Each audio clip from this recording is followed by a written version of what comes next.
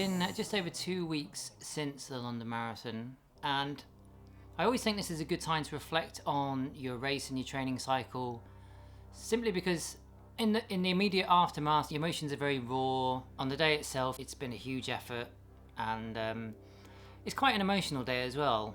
And it's quite a long day in the fact that you're getting up very early and everything else. So I don't think it's really a good time to kind of go through and analyse your race or anything like that. It's just a time to relax, enjoy the day, enjoy the next few days.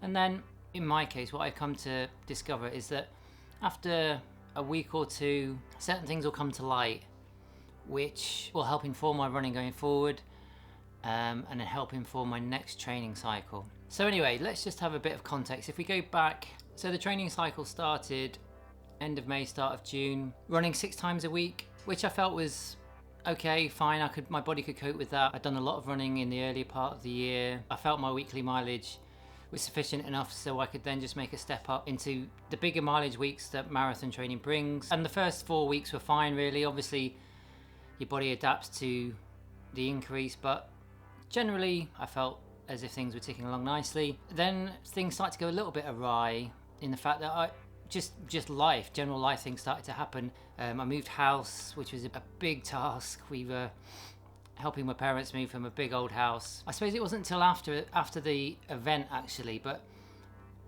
strangely enough, I saw an interview with Adam Peaty at the time, and he was saying how much it just wears you out, physically moving house, the physicality of it. I certainly found that to be the case. It was a good sort of 6 weeks, 2 months of intense physical activity. This does come with a caveat that I'm based in the UK, but we did have a few very hot weeks up to about 30 degrees, which again, that's not really very much compared to some other parts of the world. But yeah, I definitely do struggle with the heat and humidity. And I don't know, just trying to recover and sleep properly and be well rested enough for the next day's run. Again, it just seemed like everything was a lot harder during those months. I didn't feel like I had a real good flow going, which I generally do during a marathon training cycle. I feel like I've got a good rhythm going. And while this was going on, I was also developing an Achilles injury, which I probably ran through for a good couple of months before it really flared up. And again, it's one of my golden rules of running is don't try and run through an injury, but I think it's one of those things when you have the carrot of the London Marathon at the end of it all, you want to try and make sure you get there. And to be fair, there was only a few times where I really had to stop. I had a pain right in the back of my Achilles, which was kind of going up my calf, but I could pinpoint the pain to the back of my Achilles.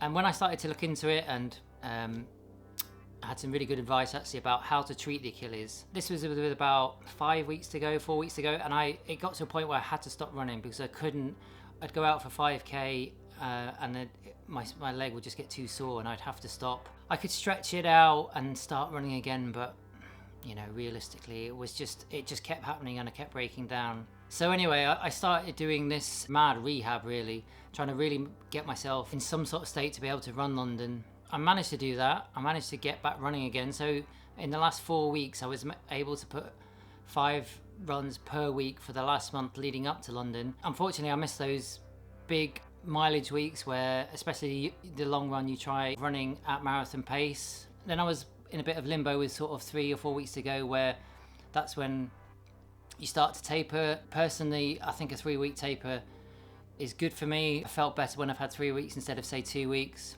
I was in that kind of limbo. Well, I don't really want to do too much, but I feel like I'm behind. I just kind of switched back to my training plan and just did a normal kind of longish run, but tapering down to the event itself. Didn't try to add on any miles or anything like that or any other workouts. I just tried to get back into the swing of the training plan, which was fine. And again, as I say, I could manage to run those 5 runs per week.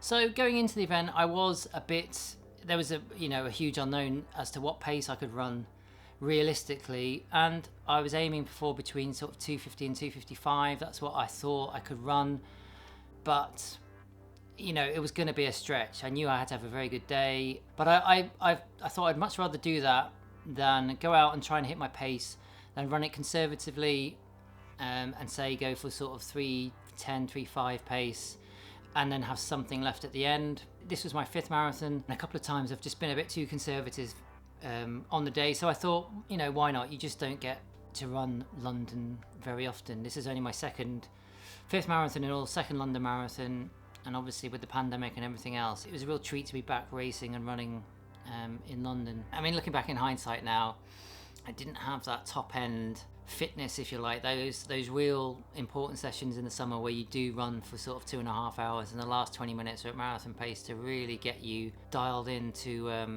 to the pace that you want to run. So my time overall was 3:04.09 or something like that. If there's one thing that I've come out of this with, it's just a little bit more, I mean, I have a lot of respect for the marathon anyway, but just a bit more renewed respect, because it's not something that you can blag, or it's something that demands your full respect, and it will strike down on you with great vengeance if you think, oh, I can get to 35k, 30 or 20 miles and I'll be okay, it'll be a breeze, because it always bites. And yeah, it was in those last 10k where I hit the wall, ran out of glycogen, my body just couldn't cope with running at that pace for 42.2. I don't think in hindsight I would have done anything different in respect of the pace I ran on the day. As I say, I knew if I had a great day, could have been possible, but it was just one of those days where it was tough, it was hard, but you know, it's the marathon, it should be. And a good reminder that it doesn't always go according to plan, and your training cycle doesn't always go to plan.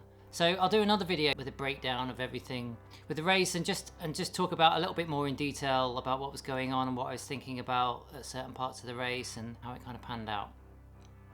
All right, keep on.